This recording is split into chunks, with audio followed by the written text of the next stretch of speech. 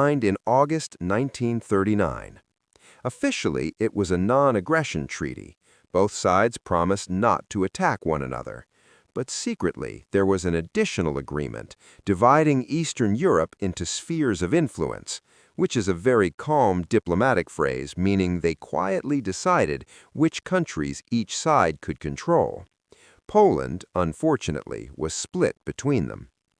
This agreement shocked much of the world, but from a strategic perspective, it made sense. Hitler avoided a two-front war, at least temporarily. Stalin gained time to strengthen Soviet defenses. Both leaders believed they were being very clever.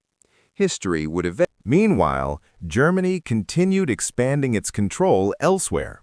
In April 1940, German forces invaded Denmark and Norway. The reasons were strategic. Norway's coastline was important for naval operations, and it provided access to Swedish iron ore shipments that Germany needed for its war industry. Denmark surrendered quickly. Norway resisted longer with help from British and French forces. But eventually, German control prevailed.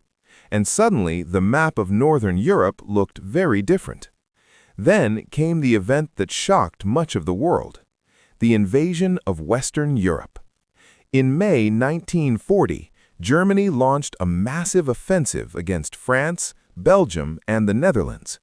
Many Allied leaders expected Germany to attack through Belgium, just as it had during World War I.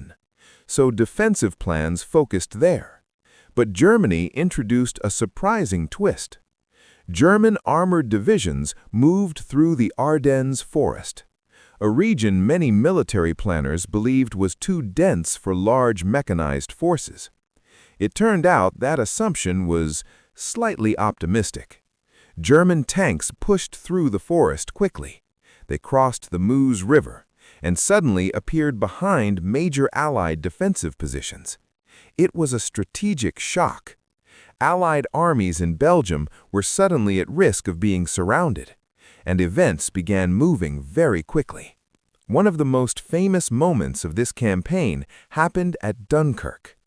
By late May 1940, hundreds of thousands of British and French soldiers were trapped along the northern coast of France. German forces were closing in. Escape seemed unlikely. But then something extraordinary happened. A massive evacuation began. Military ships crossed the English Channel. Civilian boats joined them. Fishing vessels, pleasure boats, anything that could float.